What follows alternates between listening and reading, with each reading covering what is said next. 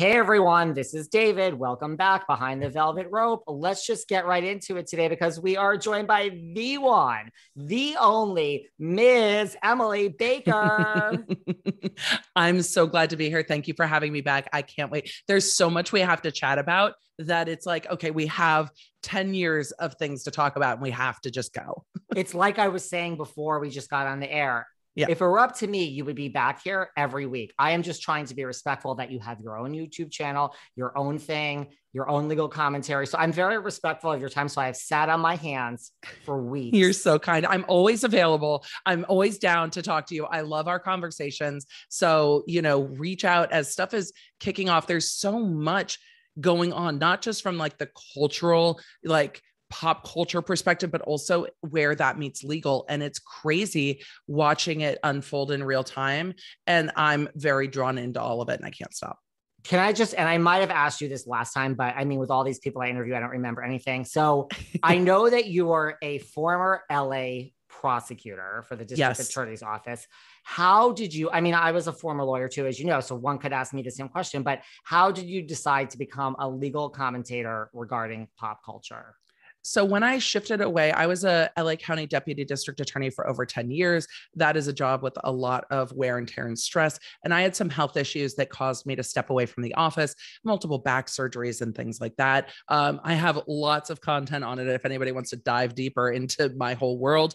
But I started doing consulting in the online entrepreneur space, mostly with female business owners, because a lot of them are like, I just need a lawyer I can run a few things by. And I was like, there's not a lot to find. And I am really good at helping identify what people need and then place them with the right attorneys. So I would kind of, go through and consult on basic things, help people find the type of lawyer they needed.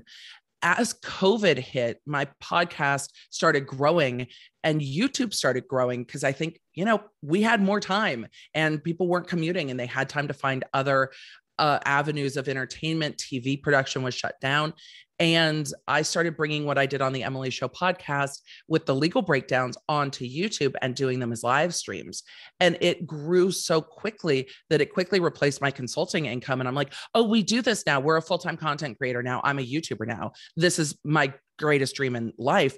I never thought that I would be able to have talking about shit that I love be my full-time gig, but I have loved pop culture forever. I was dying the day that Lindsay Lohan came to my courthouse. My very first picture on Instagram ever is news vans waiting for Lindsay Lohan to come to court when she was getting into trouble for theft and stuff like that. And I, even back then, I was like, oh my God, I have to be cool. Like, I'm one of the prosecutors here. I cannot be a complete mess, but I wanted to talk about it. And people in my office are like, Emily, stop it. I'm like, but no, look, did you see the white dress? Like, that is a choice. And then as that started to grow, I was like, oh, I can just do this. Like, this can be my thing. And somewhere after 40, I was like, I can just build a career that I want and love and a community of people that I love to talk with. And I won't stop. I was just at a YouTube conference and the people who came up to me, even heads of departments at YouTube came up and were like, can you break down like what's going on with this and this and that? I'm like, yes, let's chat. Cause I love talking about it. So that's the path. We have similar paths in the sense that like I grew up loving pop culture. Like but when it's same thing, like I had a show before COVID, it was fine. It was doing well.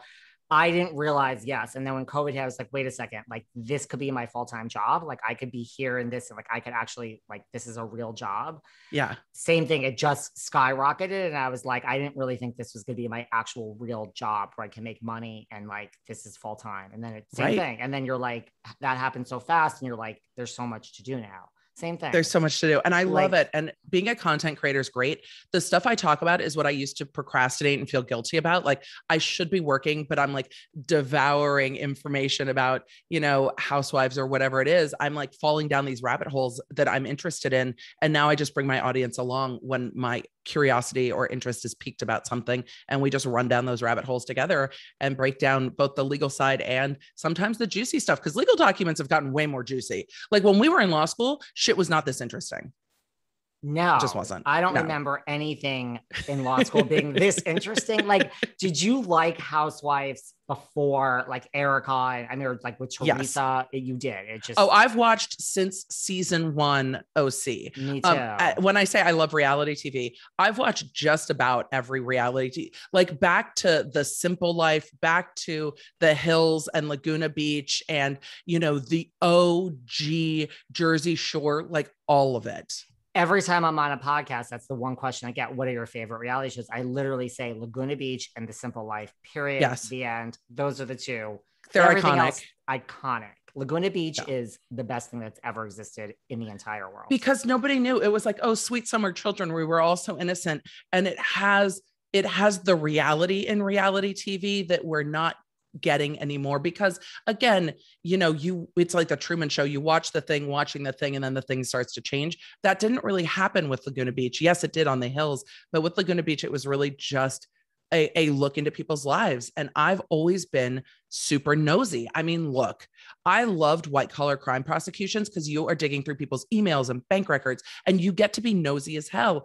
And that's one of the things I love about reality TV. Is that terrible? Maybe it is, but I love it. One day I need to have you on, and we just need to do a show about like where reality TV started, where it is now, and like, Absolutely. Is this the future forever, or are we, like you said, like an audience that is just in on it now, and that's not necessarily good. Like, I liked it when I was just dumb and blind and like, I don't know anything, and I believe all of this. It was great. And they weren't going on social media. Like, there wasn't really social media. It's just, we watched it when it came out. We didn't know the behind the scenes. You didn't know, oh, these two are still following each other on Instagram, so it must all smooth out later. Like, we just didn't have as much information. So it was a really fun viewing experience. Now, sometimes viewing Housewives feels like it is a whole ass job for a lot of people now, but the social media aspect of it definitely shifts, because these narratives are not just playing out on the show in the packages that we get. They're playing out across various social media platforms, interviews, and there's so much more to consume. Yes, and yes. Well, before we get to the legal stuff with Erika, which a lot of it even hurts my head. Like, everyone thinks I'm a lawyer and I know everything. I'm like, I know very little. It's a lot to keep up with. I mean, it is. It moves fast. These bankruptcies are not just fast moving. There are a lot of moving pieces, and it truly is a lot to keep up. It's a lot to keep up with. It's a lot to keep up with. Well, what did you think of this season before we get to the legal stuff, or just watching it? What do you think? I mean, I was fascinated by this season because I watched so closely all of the legal Girardi drama play out in real time. And so being able to pin back, it's like, oh, now they're at Christmas. The bankruptcy's coming, the conservatorship's coming, like knowing what's coming and then watching it with that in mind was very, very interesting to me. I also really enjoyed starting to see the dynamics grow between Garcelle and Sutton and Crystal, and seeing, them standing their ground in different ways, seeing Sutton and Crystal from Tahoe kind of really grow together and move past their fights. I think Sutton grew a lot as a person during this season. She was clearly having a lot going on in her personal life at the beginning of the season, and I think came out the other side stronger in her voice. And that's always an interesting journey for me to watch. I thought it was one of the best seasons of Beverly Hills we've watched. But also there's so much like speculation behind it. I don't know what the season would have been like without the legal drama, but we definitely see, like, I think Kyle Richards is about to get flamed for backstabbing. We saw Rinna be horribly inconsistent from last season. There was lots of interesting aspects to this season. I agree with a lot of that. I mean, what do you think of, well, first of all, do you think Erika knew? Let's just start with that sentence. I still, and I get flamed for this all the time. I still don't know how much Erika knew. And look, I'm coming from the former prosecutor perspective, but also I've seen victims of white collar crime come in, and I've seen how much they don't know. I'm not calling Erika a victim. Tom Girardi's clients are victims. It doesn't mean that Erika didn't fall under the same wing of, he just pays my credit cards and I don't know how the money happens. He was winning awards from every major law organization. He was on covers of magazines. I mean, a lot of those are paid for, but he was on the covers of these magazines with billion-dollar settlements. 40% of $1 billion makes me believe that I'm never running out of money. Erika's lawyer continues to point out that she has a 12th grade education. I know that she puts on a very tough front, but I don't know if she's as savvy as she'd like all of us to believe. I don't think for a second that she was reading their tax returns. I think Tom said, hey, sign these. And she signed them. I think he said, I'm paying for the credit card bills, put everything on the Amex. And she was like, yeah, okay. And didn't know what account that was coming from. Did she know there were rumblings and did she know there were problems in the law firm? Probably. But did Tom say that's all bullshit? Don't ask about it? Possibly. So I don't know if she knew the depth of it. I wouldn't be surprised if she knew about the Rue Gomez litigation because she was getting subpoenaed in that. But I also am very curious as to what Tom told her about those things and if she believed him, because Tom strung his clients along for ages and they believed him. Oh, it's coming. Oh, it'll get taken care of. Oh, this, oh, that. Very charming. And then when you cross him, very quick to anger. And I wonder if he was the same way with her. So I mean, she benefited.